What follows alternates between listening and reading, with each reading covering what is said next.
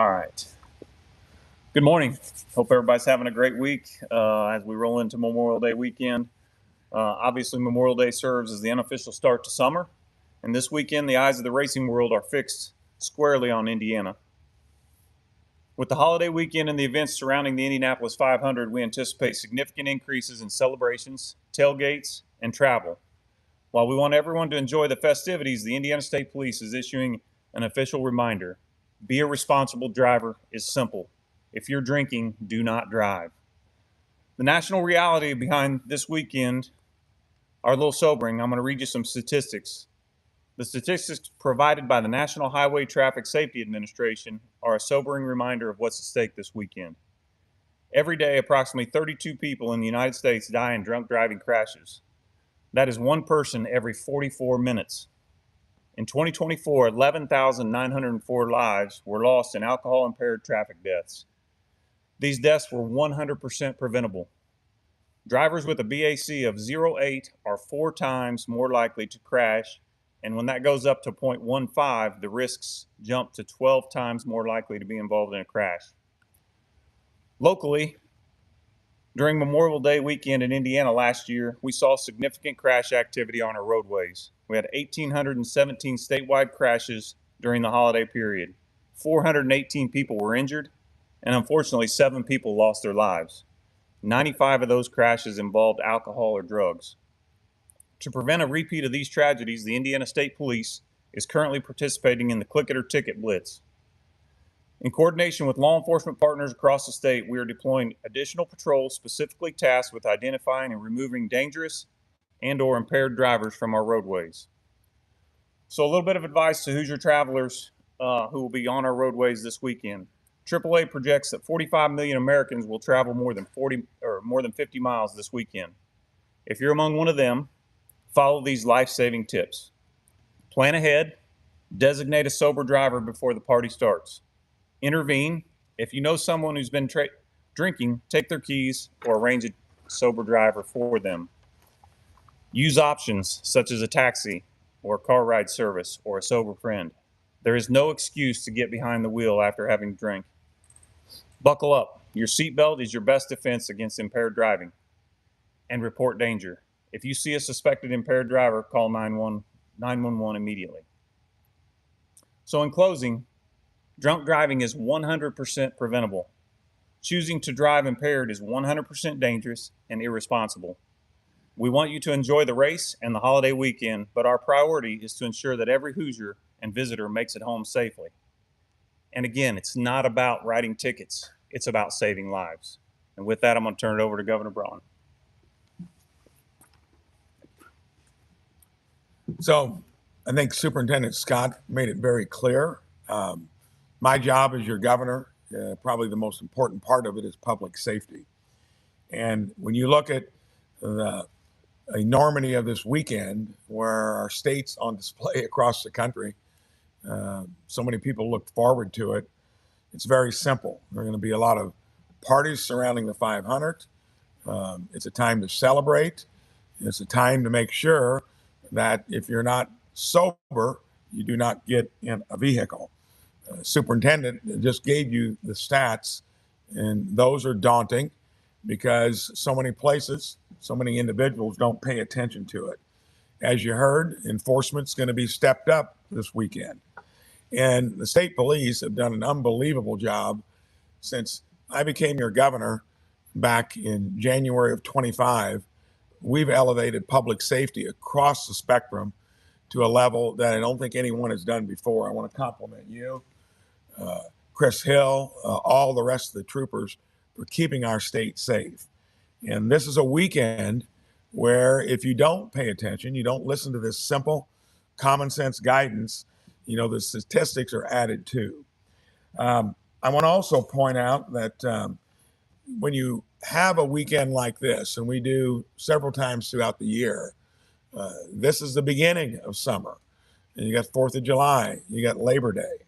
Just make sure we do not have to keep preaching what should be evident is have fun, don't drink and drive, and make sure for the sake of your family and your loved ones that you enjoy the momentous occasion, but just be responsible in doing it.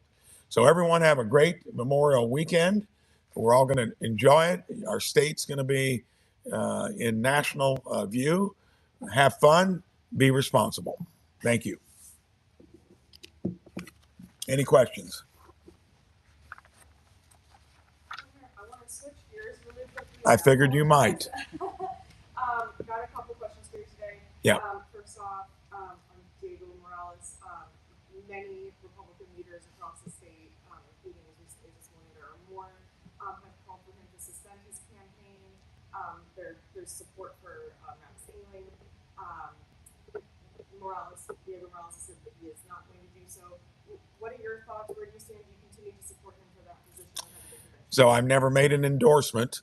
I think the two individuals that have changed their minds did.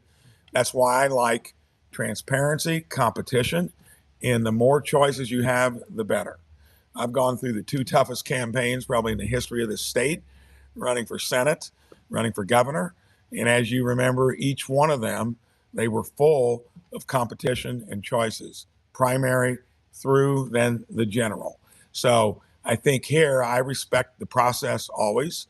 I think the delegates will now have another choice, and I respect the process. Whenever you try to intervene and say this or that, I don't like that in general.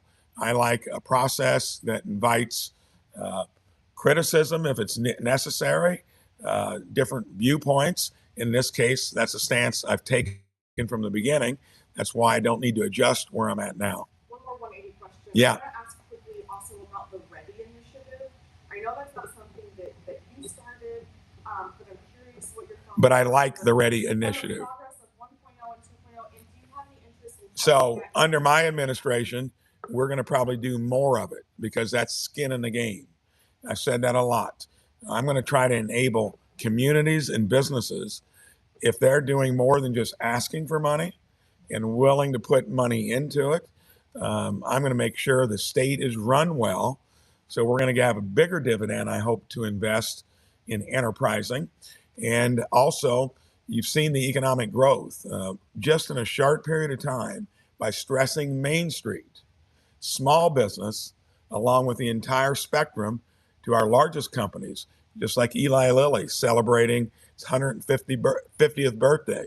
I asked a question that I was surprised at the answer. How many public companies have made it 150 years? 7. So we need to make sure it's a healthy environment with low taxes, reasonable regulations. And when it comes to anything that involves skin in the game, I'm going to be very interested in doing it across the state through our 15 regions, and going to want the best ideas to be promoted and the state doing what it can to make it happen. Okay, one more question for you. Sorry. Okay. Okay, this is my last one. I want to ask about the gas tax. As we inch towards that June 7th date, are you thinking about extending the suspension longer? Can you do an additional suspension? What are the options? So it was ironic. Saw Speaker Houston on the news saying that the nuance of the fact that it's an energy emergency, it appears that yes, you can. So I will look at that. And to me, we've been run well as a state. The one issue we do have as a challenge is infrastructure. We're the crossroads of America. When that bill was done in 2017, we knew it was going to flatten and then start to wane. And we've got that right in front of us. We got more interstates per square mile of interstates per square mile of state than any other place in the country. And we got a lot of roads and bridges we want to keep in good shape. The inflation from the prior administration has sadly rested heavily on concrete and steel. So I want to take that into consideration, but the state's economic growth, when it's twice as fast as Illinois and Ohio's, 3 times as fast as Kentucky's, 6 times as fast as Michigan, we're going to be in a special place to get through rough spots in any area the state government gets involved with. So I'll look at that when we do pause that tax. It's probably taking resources away from the place we maybe need it the most. I ran a business for 37 years. That's nothing new. That's the way things work in the real world. We'll be in good shape here. So I'll be looking at that again that week before it's due to expire. And it does, yes, look like there might be flexibility to continue it. Governor, quick question turning to the racing world. Kyle Busch is at death. We know he's been here in Indiana multiple times. What was your reaction when you heard about that? I mean, I think it was like the reaction when I heard Kobe Bryant passed away, when you're at the, the kind of the pivot point in life, and there's so much of it left. Those are true gut punches, and it kind of brings you back to the realization that we're all in that same camp, and hopefully we'll get to the bottom of what really caused it. But when it's sudden like that, and there's no indication, because I think he raced the week before, that's going to be a heartache for the family, wife and 2 young kids, and we all share that grief and pray for it. But no, I was shocked by it when I heard it. I'm sorry, switching gears again. Here in Indianapolis, our local police department has talked a lot about violent juvenile crimes. They've done a lot of arrests. We've seen even a 17-year-old that died this week. What are your thoughts when you hear about that as we head into summer? So I think we need to find out why that's happening. And, so many Mondays I'll come in and hear the weekend stats, and sadly they sound maybe similar to Chicago's. And when you take the proportionality of us versus them, probably not too far off. So we, through better policies, have to figure out how to tamp it down. And I've been clear that the state police look at the job they're doing, because I think on the stats of even drunken driving, we've knocked that down about 22%. We're doing interdictions on illegal drugs coming through. That's going to be kept up. I'm also offered the fact that if we do have dust-ups in our own city, there was a request for help last 4th of July, and then made a decision to kind of beef up forces, supplement on the WNBA weekend.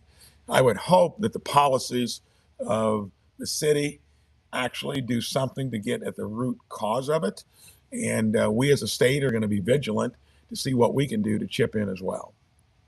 Thank you very much. Appreciate it.